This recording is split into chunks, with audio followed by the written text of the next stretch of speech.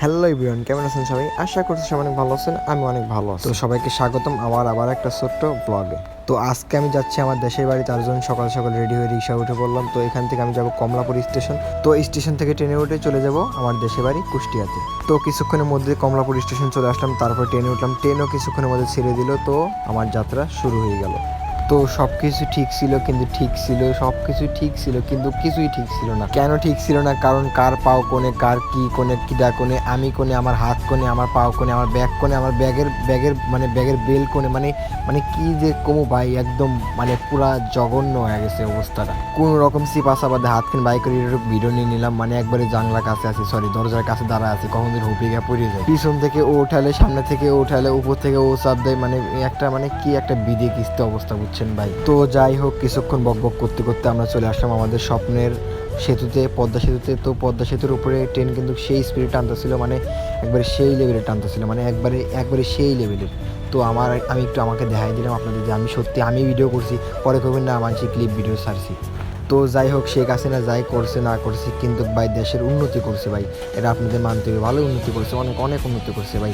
আপনি যদি রাত্রে এই সেতুর উপরে উঠেন, আপনার মানে মনে হবে আপনি লন্ডনে চলে এসেছেন, মানে যেই সুন্দর লাইট মাইট জ্বলে ভাই, এক কথায় সেই লেভেলে উন্নতি করছে। চুরি করে না এটা আমার বলছে না, চুরি করছে, কিন্তু চুরি করছে, কাজও করছে। আর এখন যারা আছে ভাই, এদের কথা কী বলবো ভাই, থাক, রাজনীতি বিষয় না বলাই ভালো।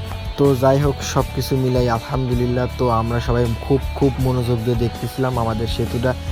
পানি শুকায় যে অবস্থা হয়েছে, মনে হচ্ছে হাইটেই চলে যেতে পারবো না। আর দেখতেই পাচ্ছেন মানে কি প্রকার জ্যাম, বাথরুমের দরজার কাছে দাঁড়ায় আছি, মনে হচ্ছে কোন জন্য বাথরুমের দরজা ভেঙে ভিতরে ঢুকিয়ে যায়। অনেকেই আসছিল, তারা মানে দরজার কাছে এসে বসে পড়ছিল, ভালোই তারা একটু আরামে আছে ভাই, তাছাড়া আর কেউ আরামে নাই।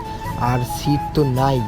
যারা 3টে থেকে 4টে টিকিট কাটছে, তাদের মধ্যে দু একজন একটা দুটো সিট পাইছে। আর ধরেন 104টা সিট, তার মধ্যে মনে করেন ঢুকছে কমপক্ষে হলো 500 জন, তাহলে কি একটা অবস্থা, মানে প্রতিটা বগিতে, মানে আমরা একবারে সেই লেভেলে কষ্টে ভাই, চাপ চুপ পাড়াটারা খাইতে খাইতে, মানে আমার ট্রেনে যে আসার একটা মানে ছিল যে স্বপ্ন, যাক ট্রেনে বেড়ামো, ওই স্বপ্নটা একদম ফুল মাটি হয়ে গেল, বুঝছেন। আর জীবনেও আশা করবো না ট্রেনে আসার, এই শেষ। তো যাই হোক, কিছুক্ষণের মধ্যে খুকসা স্টেশনে ট্রেনটা চলে আসলো। তো ওখান থেকে নেমে একটা অটোতে উঠলাম। তো অটোতে ওঠার সাথে সাথে অটো ছেড়ে দিল। তো আস্তে আস্তে আমরা সামনের দিকে আবার গেলাম।